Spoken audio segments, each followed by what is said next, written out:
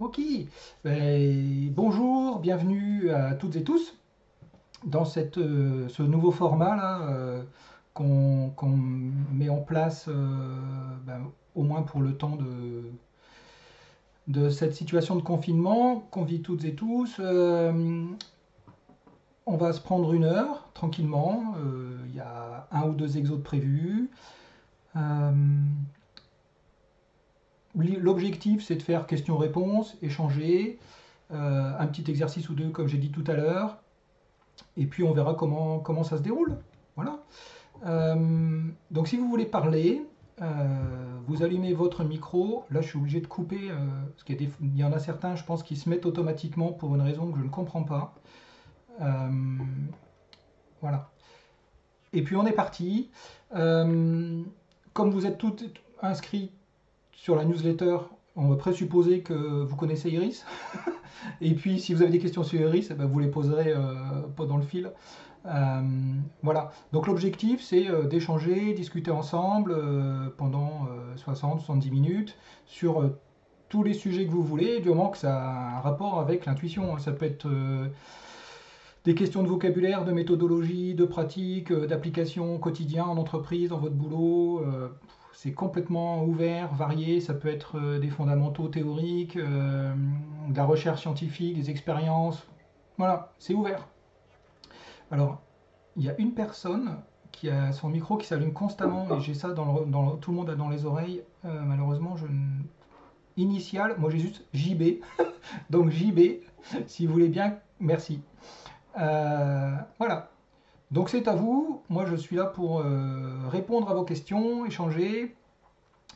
Euh, et puis il y a, il y a Marie-Estelle aussi qui est là, je vais dire. Si, je sais pas, elle est cachée à moitié peut-être, je sais pas. Euh, Collègues, formatrices et autres, bien évidemment. Donc allez-y, bah, vous vous lancez. Je regarde le chat aussi, peut-être qu'il y en a certaines ou certains qui veulent poser des questions sur le chat plutôt que à l'oral. Voilà. Donc on est parti, allez-y. Qui se lance? Bon, si personne se lance, j'attends ou je fais un cours, hein.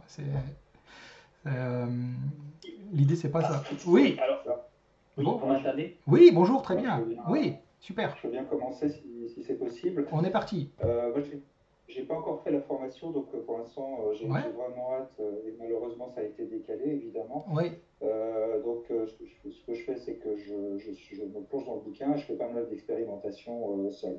ok. Donc, ouais, j'ai l'impression que ça a coupé. Non, c'est bon. Non? J'ai deux, on va dire, j'ai deux questions. Oui. La première, c'est que j'ai expérimenté avec le jeu sur votre site et en général je suis pas hyper content, mais enfin ça va, il y a des trucs qui sont quand même en termes de résultats assez satisfaisants. Mhm. Et le problème, c'est que quand je fais des expérimentations en dehors du site, c'est super bizarre, mais ça fonctionne pas. Donc, je me suis même fait un petit programme pour moi pour justement faire apparaître des cibles de manière aléatoire. Oui. Donc ça, c'est la première question.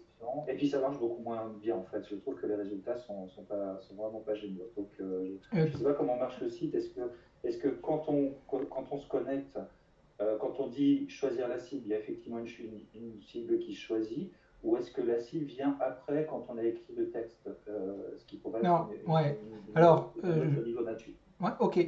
Je donne un peu le contexte pour que tout le monde puisse comprendre. Sur le site web, il y a une plateforme. Dans la newsletter d'hier, on l'a redonné.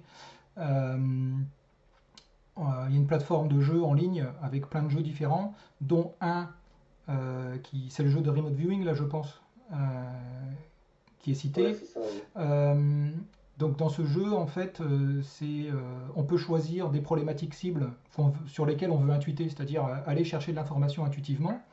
Et donc on peut aller explorer intuitivement des objets, des lieux, des situations, des personnes. Voilà.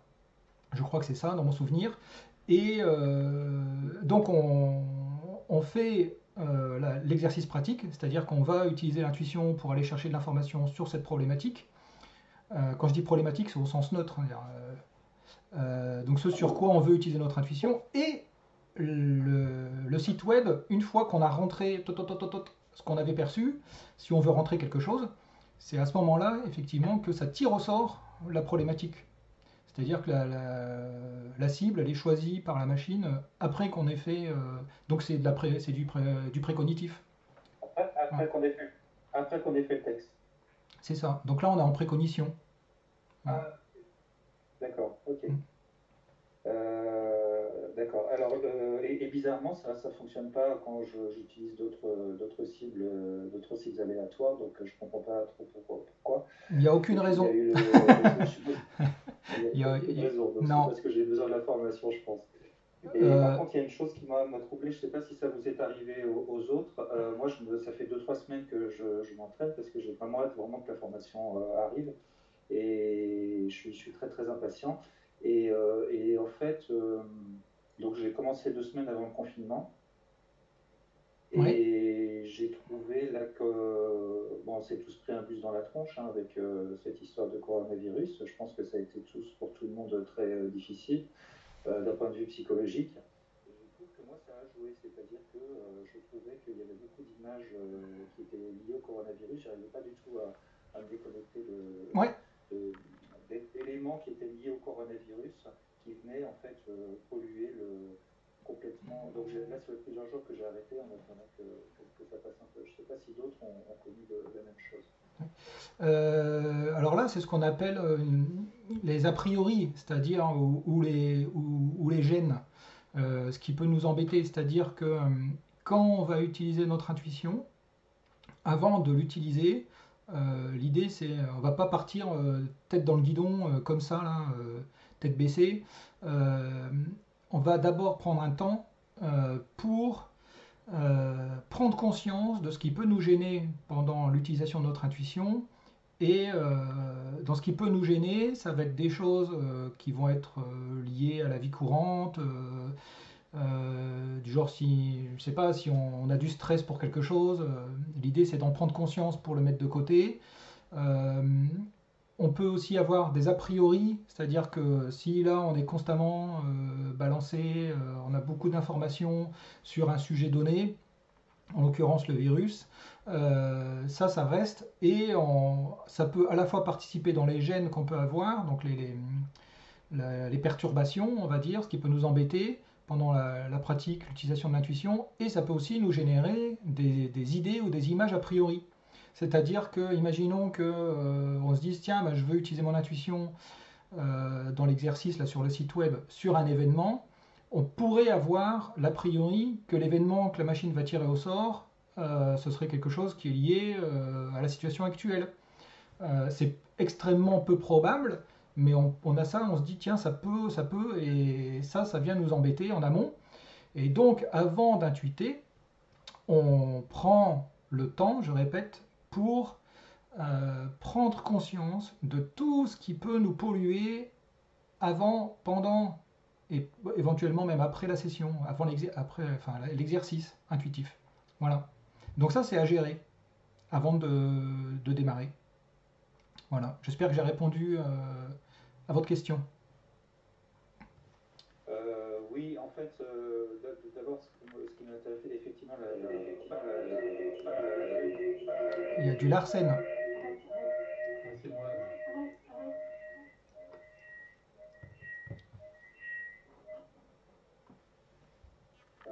C'est bon, là, ça ne va pas résonner. C'est bon. En fait, ce qui se passe, c'est que je n'avais pas du tout conscience de ça. C'est-à-dire qu'effectivement, c'est arrivé comme si c'était. Mais ce qui m'intéresse également, c'est est-ce que les autres participants ont eu également ce genre de. Oui, mais ça, c'est du. De choses, une évolution très très forte en fait. Mais ça, c'est du grand classique. C'est du très grand classique. Ça arrive tout le temps en fait. Je vais vous donner un exemple pour répondre à votre question. Est-ce que ça arrive aux autres? Ça arrive à tout le monde presque tout le temps. C'est pour ça que c'est à gérer.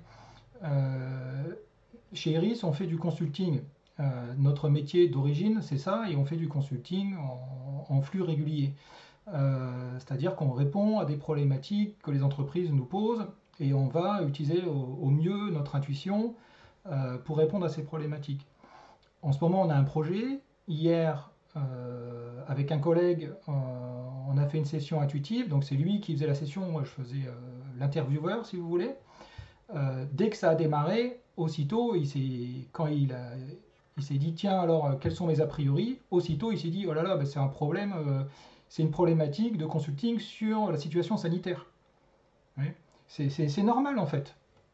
Donc l'idée, je répète, c'est de prendre conscience de ce qui peut nous gêner, nous perturber, nous polluer, et on met ça de côté, en ayant conscience que c'est extrêmement peu probable. D'ailleurs, pour résoudre votre problème là, quand vous jouez sur le site internet, les cibles, les problématiques cibles, les événements cibles, par exemple, qui sont tirés au sort, c'est des problématiques cibles que nous, on a rentrées dans la machine il y a 8 ans. Voyez. Donc il n'y a rien à voir avec la situation actuelle. Voilà. J'espère que ça a aidé plus encore. Je vais prendre parce qu'il y a les questions qui arrivent. Alors oui, la question comment mettre de côté. Mettre de côté, il y a mille et une techniques. Prendre conscience, c'est la première chose.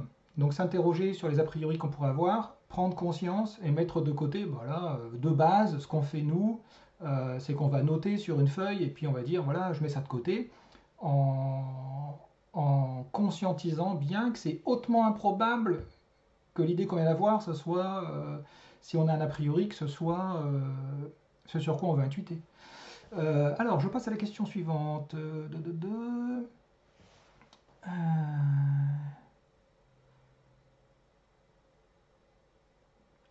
Alors, je fais du remote viewing depuis 2013. Environ une expérience tous les 2 jours. Waouh, ok. En étudiant les différents paramètres les plus influents, et j'ai quelques questions sur les taux de réussite, et en particulier ceux d'Iris. Je souhaiterais prendre la parole. Bah ok, enfin je peux déjà répondre, c'est Patrick qui pose la question. Je peux déjà répondre. Alors c'est une question, on pourrait élaborer des journées, voire des années là-dessus. Il y a de la recherche tout le temps sur ça. Mesurer la réussite, c'est-à-dire la fiabilité de l'intuition. Alors, ça dépend énormément du protocole, en fait. Ça dépend énormément des protocoles qui sont mis en œuvre. Donc, il n'y a pas de réponse standard à cette question.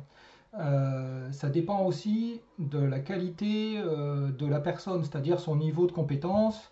Ça dépend du jour, ça dépend de la santé, ça dépend de plein de facteurs. Mais je répète, le facteur numéro 1 du taux de réussite, de la qualité finalement de ce qu'on va produire intuitivement, ça dépend du protocole dans lequel on est. Tout à l'heure, on va faire un exercice et il y a un protocole derrière. Donc vous verrez concrètement un exemple de protocole. Quand je dis protocole, c'est un mot qui veut paraître savant, mais ça veut simplement dire manière de procéder, quoi. Et il y a des protocoles qui sont extrêmement simples, il y a des protocoles qui sont extrêmement complexes, voire tordus, pour ainsi dire, mais qui ont leur objet, qui ont leur intérêt. Le taux de réussite, par exemple, je donnais juste des exemples très rapides, parce que je répète, on peut parler de ça pendant des journées entières. Chez Iris, les projets de consulting, quand on a des retours clients qui sont vraiment analytiques, c'est-à-dire les clients qui nous disent, bah voilà, on a analysé tout ce que vous avez produit, etc., pour répondre à notre problématique. Depuis qu'on existe, donc depuis 11 ans, c'est extrêmement stable. On est à un taux de validité des informations, je répète, analysé du point de vue de nos clients, qui est entre 80 et 86%. C'est ça notre moyenne, on va dire. C'est dans les 80 et quelques, voilà, d'informations fournies qui sont analysées comme étant valides quand l'analyse est faite. Voilà.